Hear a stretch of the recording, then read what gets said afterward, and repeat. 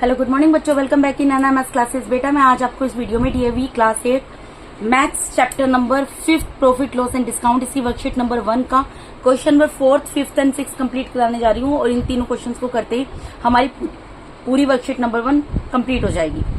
तो चलिए देखते हैं क्वेश्चन नंबर 4th में क्या बोल रहे हैं। क्वेश्चन नंबर 4th है, निधि purchase 2 saris for ₹2150 each. She told one saree at a loss of 8% and the other at a gain. If she had a gain of ₹1230 on the whole transaction, find the selling price of the second saree. यहाँ पर क्या बोला है कि निधि कोई लड़की है जो कि 2 साड़ी खरीदती है। ठीक है, 2 साड़ी खरीदती है और हर एक साड़ी की कीमत कितनी है, कॉस्ट कितनी है, 2150। यानी कि आपको यहाँ पर क्या दिया हुआ, जो जो चीज दी है मैं पहले वो लिखती जाऊंगी। यहाँ पे एक फर्स्ट साड़ी की बात हो रही है, क्योंकि 2 साड़ी है ना बेटा, इसलिए मैं first sari and second sari करके मेंशन कर रही हूँ, लिख रही हूँ। ठीक है, अब ये जो दोनों साड़ी हैं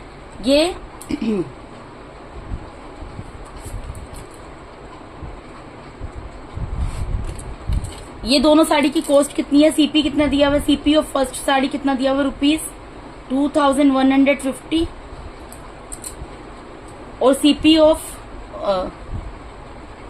सीपी ऑफ सेकंड साड़ी कितना दिया हुआ बेटा आपको यहाँ पर, ₹2150। मतलब दोनों साड़ी सेम कॉस्ट पे खरीदी थी। ठीक है, फर्स्ट सेंटेंस से मैंने लिखा है, she told one sari at a loss of 8%। अब ये जो पहली साड़ी इसने बेची, इसके ऊपर इसको लॉस कितना हो गया, 8% का हो गया। ठीक है, 2150 की खरीदी थी और जब सेल की तो 8% का लॉस हो गया। And the other at a gain, और दूसरी जो है इसके ऊपर क्या हुआ है, इसको गेन हुआ है। लेकिन गेन हुआ है यानी कि प्रॉफिट हुआ है, प्रॉफिट लिख दो या गेन लिख दो, एक ही बात है। ठीक है, लेकिन अब इसके अंदर देखो, यहाँ पर हमें कॉस्ट प्राइस पता है और लॉस पता है, तो हम यहाँ पर क्या कर सकते हैं, सेलिंग प्राइस निकाल सकते हैं। इसका फॉर्मूला मैंने आपको बताया था। सेलिंग प्राइस कैसे निकलेगा, CP multiply by 100 minus loss percent, क्योंकि लॉस है तो लॉस परसेंट होगा, और अपॉन में क्या आ जाएगा बेटा, 100 आ जाएगा। पूरे के नीचे लिख दो, इस तरीके से लिख दो, कोई दिक्कत नहीं है। ठीक है, तो यहाँ से हम कॉस्ट प्राइस निकाल लेंगे। पहले तो जो चीज हमें पता है पहले हम उसको सोल्व करके देख रहे हैं, क्योंकि मुझे पता है फर्स्ट साड़ी का कॉस्ट प्राइस पता है और फर्स्ट साड़ी में कितना लॉस हुआ ये पता है, तो सीपी पता है, लॉस पता है, तो मैं एसपी निकाल सकती हूँ। तो एसपी को फॉर्मूला पुट किया है, सीपी मल्टीप्लाई 100 माइनस लॉस, क्योंकि लॉस है, लॉस परसेंट को माइनस कर दिया अपॉन में 100। ठीक है, सीपी कितना है, 2150 मल्टीप्लाई बाय 100 की जगह 100 रहेगा, माइनस लॉस परसेंट कितना है, 8 अपॉन में 100। एक 0 से एक 0 कैंसिल हो जाएगा यहाँ पर, तो यहाँ क्या आ गया, 215 मल्टीप्लाई में इसको माइनस करोगे 92 आएगा अपॉन में 10। अब इसको कैंसिल कर लो, 2 5 जा 10, 2 4 जा 2 5 जा 10, इसको मैं 5 से कैंसिल कर देती हूँ। 5 2 जा 10, 5 4 जा 20 और 5 3 जा 15। ठीक है, यहाँ पर 2 1 जा 2, 2 4 जा 8, 2 6 जा 12, तो क्या आ गया 46 मल्टीप्लाई बाय 43। इन दोनों को आप मल्टीप्लाई करोगे, इधर कर देती हूँ, जगह नहीं है बेटा, स्पेस बहुत कम है मेरे पास। 46 और 43 को मल्टीप्लाई कर लेते हैं, 3 6 जा 18, 3 6 जा 18 कैरी किया 1, 3 4 जा 12 प्लस 1 13 मल्टीप्लाई बाय, मल्टीप्लाई का साइन आ गया, 4 6 जा 24 कैरी किया 2, 4 4 जा 16, 16 प्लस 2 18। अब इनको प्लस कर लो, यहाँ पर 8 आ गया, 7 आ गया, 9 आ गया, 1 आ गया, यानी कि कितना आ गया, ₹1978। ये क्या निकल गया बेटा, ये हमारा कॉस्ट प्राइस, ये हमारा सेलिंग प्राइस निकल गया फर्स्ट साड़ी का। ठीक है जी, इसको भी यहाँ पर छोड़ दो। अब देखो क्वेश्चन में आगे क्या बोल रहे हैं। मैंने भी क्या किया है, मुझे इतना पता लगा कि निधि कोई लड़की है जिसने 2150 की 2 साड़ियां खरीदी। पहली साड़ी जब उसने जाकर बेची तो उसको 8% का लॉस हुआ। मुझे यहाँ पर सीपी पता है, लॉस पता, तो मैंने यहाँ से फॉर्मूला पुट करके एसपी निकाल लिया, यानी सेलिंग प्राइस निकाल लिया। फर्स्ट साड़ी का कितना हुआ, ₹1978। सेकेंड साड़ी का मुझे पता है, कॉस्ट प्राइस पता है, गेन मुझे कितना हुआ नहीं पता, और मुझे इसका सेलिंग प्राइस भी नहीं पता है। अब आगे क्वेश्चन पढ़ते हैं। आगे क्वेश्चन में क्या बोल रहे हैं, if she had a gain of 1230 on the whole transaction.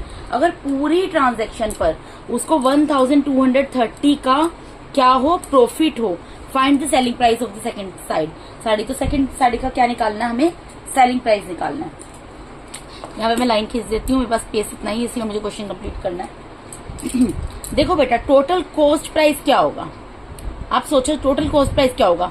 दो साड़ियां खरीदी उसने, एक 2150 की और दूसरी भी 2150 की, ठीक है। तो कितने की खरीदी होंगी, प्लस कर लो, 0 में 0 प्लस हुआ, 5 में 5 प्लस हुआ, यहाँ पर 3 आ गया, 4 आ गया, यानी टोटल कॉस्ट प्राइस कितना है, 4300 रुपीज पड़ा उसको, ठीक है। अब प्रॉफिट कितना बोला है उसको, कितना हुआ है प्रॉफिट, प्रॉफिट कितना बोल रहे हैं 1230, ये मैं लिख देती हूँ ₹1230, ठीक है। अब टोटल एसपी क्या निकलेगा, टोटल एसपी तो हम निकाल सकते हैं ना, क्योंकि ये जो प्रॉफिट हुआ है होल ट्रांजैक्शन पे हुआ है, पूरी ट्रांजैक्शन पे हुआ है, ठीक है, किसी फर्स्ट साड़ी या सेकंड साड़ी के ऊपर नहीं हुआ। तो एसपी क्या होगा, आप खुद सोच कर देखो, सेलिंग प्राइस क्या होगा।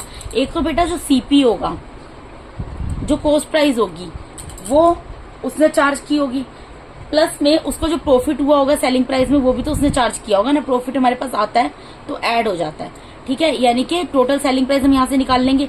टोटल सेलिंग प्राइस कैसे निकलेगा, कॉस्ट प्राइस टोटल सेल क्या होती है, हमने कोई चीज खरीदी है वो उसका प्राइस हम लेंगे कस्टमर से, ठीक है, प्लस अगर उसके ऊपर प्रॉफिट हुआ है तो वो भी हम लेंगे।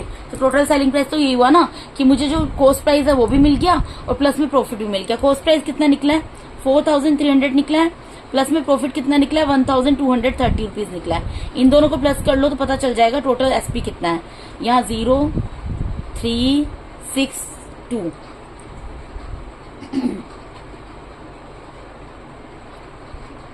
ये 5 आएगा यहाँ पर, एक मिनट,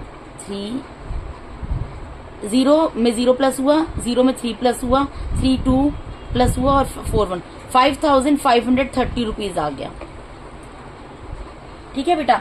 ये किसका आया है, 2 साड़ीज का आया है, दोनों साड़ीज का आया है ना ये टोटल एसपी जो आया है। अब आप देखो therefore SP of second sari कितना निकलेगा, SP selling price for second sari कितना निकलना चाहिए आप मुझे बताओ। अगर मुझे ये पता है कि टोटल सेलिंग प्राइस दोनों साड़ी का 5530 है, ठीक है, दोनों साड़ियों का सेलिंग प्राइस 5530 है और फर्स्ट साड़ी का सेलिंग प्राइस मैंने निकाल दिया था 1978। तो इसमें से अगर मैं दोनों साड़ियों के सेलिंग प्राइस में से अगर मैं फर्स्ट साड़ी के सेलिंग प्राइस को माइनस कर दूंगी तो सेकंड साड़ी का सेलिंग प्राइस निकल जाएगा।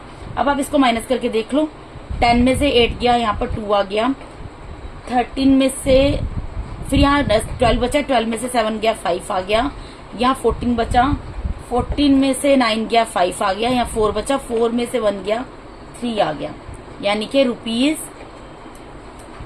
₹3552 क्या होगा, वो सेलिंग प्राइस होगा सेकंड साड़ी का। सेलिंग प्राइस मैंने निकाल दिया सेकंड साड़ी का, कितना निकल गया 3552 रुपीज, ठीक है। ये आपका क्या हो गया, आंसर हो गया, ठीक है। अगर मुझे दोनों साड़ियों का सेलिंग प्राइस पता लग गया है तो फर्स्ट साड़ी का सेलिंग प्राइस मुझे ऑलरेडी पता है, अगर मैं दोनों में से फर्स्ट वाले के सेलिंग प्राइस को माइनस कर दूंगी तो सेलिंग प्राइस जो सेकंड साड़ी का निकालना है वो मैं इजीली निकाल सकती हूँ, ठीक है जी। अब क्वेश्चन नंबर 5 पे मूव करते हैं। क्वेश्चन नंबर 5 में क्या बोल रहे हैं, पढ़ते हैं। By selling 35 greeting cards a shopkeeper loses an amount equal to the selling price of 5 greeting cards, okay, find his loss percent. यहाँ बोल रहे हैं एक शॉपकीपर है, जब वो 35 ग्रीटिंग कार्ड्स को सेल करता है, बेचता है, तो उसको नुकसान होता है, कितना नुकसान होता है, वो नुकसान होता है equal to the selling price of 5 greeting cards. मतलब 5 ग्रीटिंग कार्ड्स को बेचने पर जितना नुकसान होगा ना उसको, उतना नुकसान उसको 35 ग्रीटिंग कार्ड्स को बेचने पर होता है। आपको बताना है लॉस परसेंट, उसको लॉस हुआ है तो वो लॉस कितना हुआ। बेटा जब इस तरीके की बात हो रही हो तो सबसे पहले हमें लेट करना पड़ता है। हमें सेलिंग प्राइस 35 ग्रीटिंग कार्ड्स का पता है ना, पहले हमसे लेट करेंगे selling price of 1 greeting card. Let selling price of 1 greeting card, 1 greeting card का सेलिंग प्राइस कितना होगा, ऑब्वियसली ₹1 मान लेंगे हम इसको, ठीक है। तो देयरफॉर सेलिंग प्राइस ऑफ अब कितना निकालना है? 35 ग्रीटिंग कार्ड्स हम निकाल लेंगे।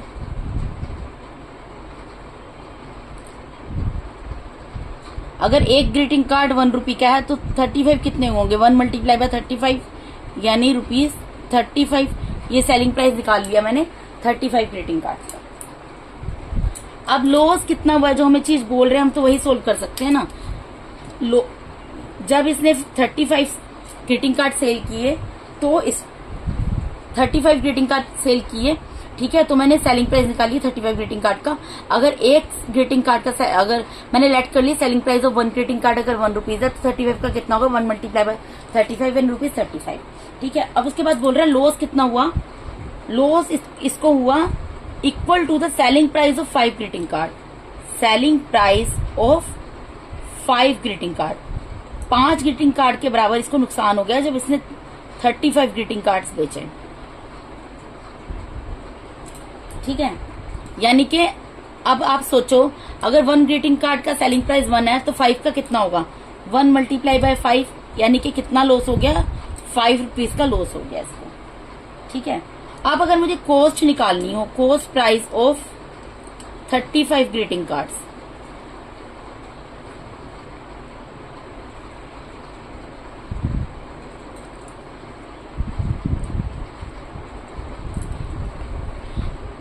कॉस्ट कैसे निकलेगी? देखो जो पैसा इसको सेल करने पे आया वो आएगा, ठीक है, प्लस इसको जो लॉस हुआ वो भी इसमें ऐड करेंगे हम, तभी पता लगेगी ना कॉस्ट कितनी थी।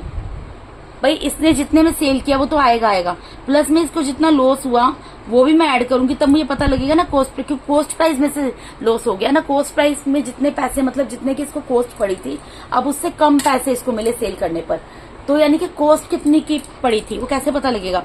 सेलिंग प्राइस जितने में सेल किया वो प्लस में लॉस ऐड करने पर। तो सेलिंग प्राइस कितना है 35 ग्रीटिंग कार्ड का?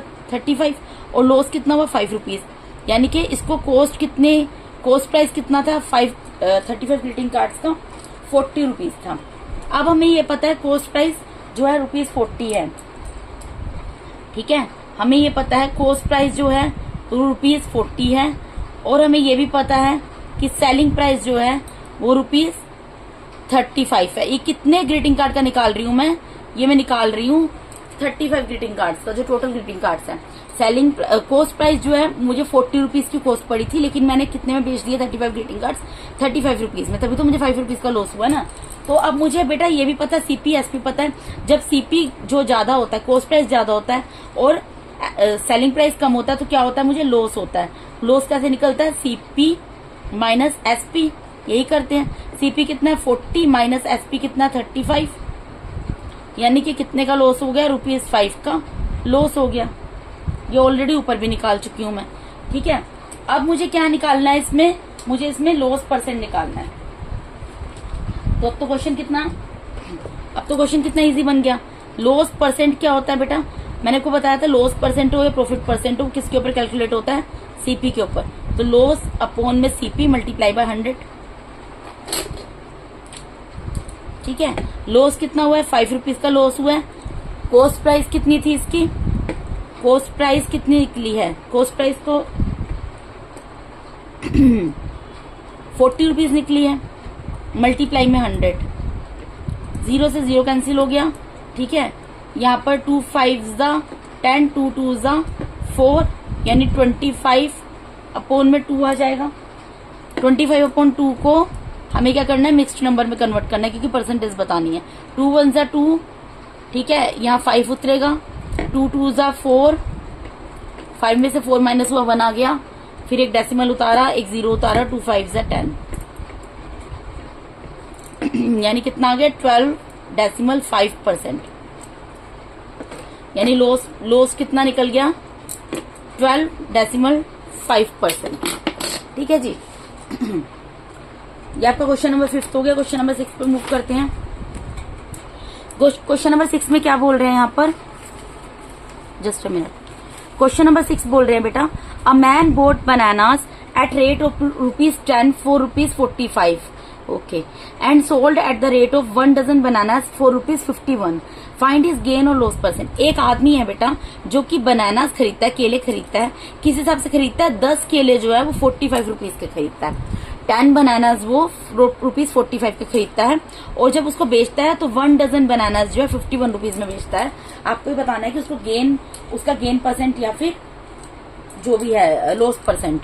ठीक है, पहले तो आप ये देखो यहाँ पर आपको क्या दिया हुआ है। ये तो खरीदने की बात हो रही है, बोट का मतलब क्या होता है खरीदना। तो कॉस्ट प्राइस ऑफ 10 बनानाज आपको दिया हुआ है यहाँ पर, कितना दिया हुआ है ₹45। अगर मुझे 10 बनानास का कॉस्ट प्राइस पता तो मुझे क्या, यूनिटरी मेथड आपने पढ़ा होगा पहले। ठीक है, बड़ी यूनिट को छोटी यूनिट में मैं कन्वर्ट कर रही हूँ, तो अगर मुझे कॉस्ट प्राइस 10 बनानास का पता है तो मैं वही में लिखने लग गई थी यूनिटरी। तो कॉस्ट प्राइस ऑफ 1 बनाना क्या होगा बेटा, अगर 10 बनानास 45 के तो 1 बनाना कितने का आएगा, 45 अपॉन में 10 रुपीज, मतलब ₹45 अपॉन 10। ठीक है, ये यूनिटरी मेथड से मैं कर रही हूँ, 5th 6th में आपने किया हुआ है। अब उसके बाद ये तो मैंने कर दिया, कॉस्ट प्राइस निकालिए 10 बनानास का। इसी तरीके से मैं यहाँ पर selling price of 1 dozen, 1 dozen मतलब क्या होता है, 1 डजन में कितने होते हैं 12, यानी इन बनानास का कॉस्ट सेलिंग प्राइस मुझे दिया हुआ है, कितना दिया हुआ है ₹51। अगर 12 बनानास का जो सेलिंग प्राइस है 51 है, तो सेलिंग प्राइस ऑफ 1 बनाना कितना होगा, कैसे निकलेगा, 51 जो रुपीज है, ₹51 अपॉन में 12, ये निकल जाएगा। ठीक है बेटा, देखो हम किसी भी दो चीजों को कंपेयर तब कर सकते हैं जब उनका बेस सेम हो। यहाँ पर आप देख रहे हैं यहाँ 45 अपॉन 10 आ रहा है, यहाँ 51 अपॉन 12 आ रहा है, तो मुझे इन दोनों बेस को सेम बनाना। तो बेस को सेम बनाना आप लोगों को बहुत अच्छे तरीके से आता है, कैसे, बाय टेकिंग एलसीएम। तो 10 और 12 का एलसीएम ले लो, 2 5 ज़ा 10, 2 6 ज़ा 12, 2 3 ज़ा 6, 3 1 ज़ा 3, 5 1 ज़ा 5, मल्टीप्लाई करो, 2 2 ज़ा 4, 4 3 ज़ा 12, 12 5 ज़ा 60। ठीक है, अब मैं यहाँ पर यानी कि क्या निकाल लूंगी, सीपी ऑफ 60 बनानास। आप समझे 60 कैसे आया, क्योंकि यहाँ पर मैं इन दोनों को कंपेयर करना है। आप सोचो एसपी और सीपी में तभी कंपेयर कर सकती हूँ ना, कॉस्ट प्राइस ज्यादा है या सेलिंग प्राइस कम है, सेलिंग प्राइस ज्यादा है कॉस्ट प्राइस कम है, जब वो दोनों सेम होंगे, उनका डिनोमिनेटर सेम होगा, क्योंकि ये न्यूमिनेटर और डिनोमिनेटर की फॉर्म में दिए गए हैं, तो इनका डिनोमिनेटर ही डिफरेंट है, तो मैं कंपेयर कर ही नहीं सकती। अगर मैं डिनोमिनेटर को सेम बना दूं तभी तो मैं कंपैरिजन कर सकती हूँ न्यूमिनेटर से, और तभी मैं बड़े में जो भी है प्रॉफिट या लॉस निकाल सकती हूँ, अदरवाइज मैं नहीं निकाल सकती। तो मैंने क्या किया, इन दोनों का एलसीएम ले लिया। एलसीएम क्या आ रहा है, 60 आ रहा है, तो इसलिए कॉस्ट प्राइस ऑफ 60 बनाना क्या हो जाएगा।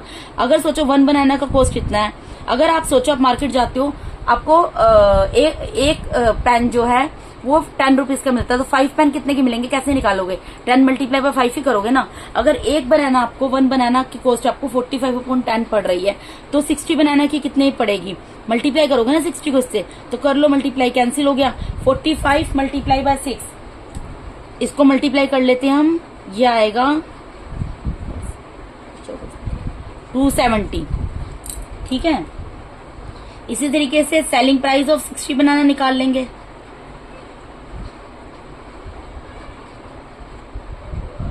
कितना होगा, अगर 1 बनाना 1 बनाना का सेलिंग प्राइस इतना है, तो 60 का कितना होगा, ऑब्वियसली मल्टीप्लाई बाय 60 होगा।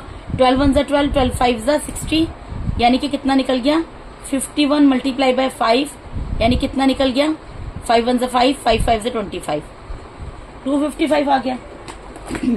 ठीक है, अब आपको देखो यहाँ पर दिखाई दे रहा है कि कॉस्ट प्राइस 60 बनाना का 270 है और सेलिंग प्राइस 60 बनाना का 250 है, दोनों 60 60 कर दिए ना मैंने सेम बना दिया ना।